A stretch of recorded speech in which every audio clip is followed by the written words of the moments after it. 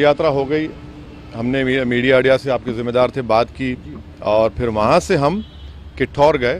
किठौर से हम मेरे ख्याल से हमने 3 बजे से 3:45-3:50 तक हमने वहाँ पर पैदल दौरा किया।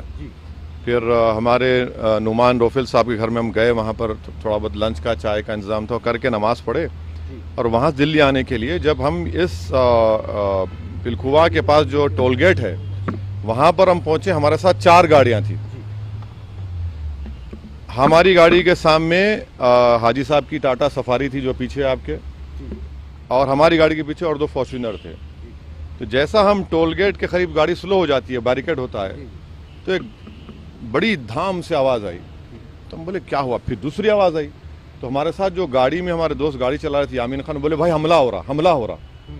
तो हमारी गाड़ी से उन्होंने बड़ी क्विक थिंकिंग से इस गाड़ी को पुश किया, ये सफारी को, और वहाँ से निकले। फिर और एक आवाज़ आई, जब हम निकल रहे थे एक और आवाज़ आई। तो मेरे ख्याल से 3 से 4 राउंड की फायरिंग हुई। हमारी गाड़ी के लेफ़्ट साइड के ऊपर 2 होल्स के निशान है, एक गोली शायद, और एक निशान है लेफ़्ट साइड मडगार्ड के ऊपर। हम जब गाड़ी से आगे बढ़े तो हमारा, क्योंकि हमारी गाड़ी से गाड़ी को हमने पुश किया, मारा, राइट साइड का टायर पंक्चर हो गया। फिर वहाँ एक फ्लाईओवर है, वहाँ पर गाड़ी रोककर हम इस गाड़ी में बैठ गए और दिल्ली को आगे, क्योंकि हमको लगा कि रेकी कर रहे थे, फॉलो कर रहे थे हमको। हमारे जब ये हमला हो रहा था, हमारे पीछे जो फॉर्च्यूनर थी जिसमें हमारे एक्स मेयर माजिद थे, उसके ड्राइवर ने एक शूटर पर गाड़ी चलाई, चढ़ा दी एक पर। जो रेड हुडी पहना था, 2 लोग थे, रेड हुडी पहना था, एक वाइट जैकेट। तो जो रेड हुडी पहना हुआ था उसके ऊपर गाड़ी चलाई, उसके पैर पर चलाई, वो गिरा। तो जो वाइट जैकेट पहना था वो उल्टा उन 2 फॉर्च्यूनर पर गोली चलाया। तो अब हमारी थोड़ी देर पहले एडिशनल एसपी वहाँ से जो हैं जिम्मेदार, उनसे बात की। उन्होंने कहा कि हाँ सर, आर्म्स जो इस्तेमाल है वो भी मिला, हथियार भी मिला, और एक शूटर पकड़ा भी गया।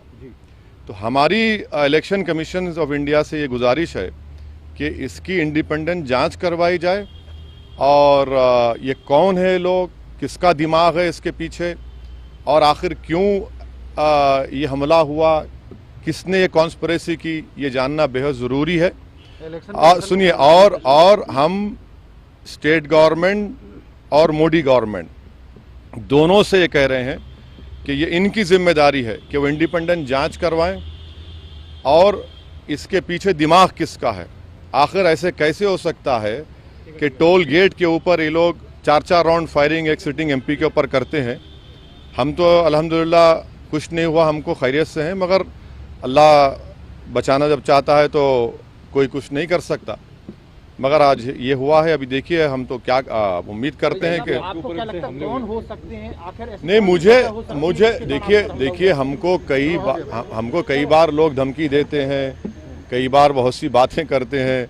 प्रयागराज में जो धर्म संसद हुआ वहाँ पर भी हम पर काफ़ी गालियाँ दी गई, और फिर हमारे घर पर अभी हम कई मरतबा हमला हुआ।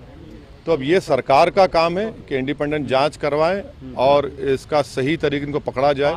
पार्लियामेंट अभी चल रहा है, पार्लियामेंट में भी ये क्वेश्चन उठाना चाहेंगे आप, बात करना चाहेंगे? ज़रूर, पार्लियामेंट है, स्पीकर साहब से मिलेंगे, स्पीकर साहब से बात करेंगे। हम इलेक्शन कमीशन को भी लेटर लिख रहे हैं, और सरकार जो स्टेट गवर्नमेंट और सेंट्रल गवर्नमेंट से भी करेंगे। मगर अल्हम्दुलिल्लाह अल्लाह करम में खैरियत से। ये ना सिर्फ कंडेमनेबल है, बल्कि तो सबको सोचना पड़ेगा कि आखिर ये कौन लोग हैं जो इतनी हिम्मत करके गोली भी चला रहे हैं और ये सब हरकतें कर रहे हैं। सर, इलेक्शन से ठीक पहले ये सब क्या दर्शाता है? हाँ, इलेक्शन से ठीक अब नहीं मालूम मुझे। अगर ये लोग, ये मारने वाले अगर ये समझ रहे हैं कि हम पीछे हट जाएंगे, हम डर जाएंगे, हम शुरू दिन से कह रहे हैं कि जब तक हमको अल्लाह जिंदा रखेगा हम जिंदा रहेंगे, जिस दिन हमारा वक्त आएगा हम चले जाएंगे।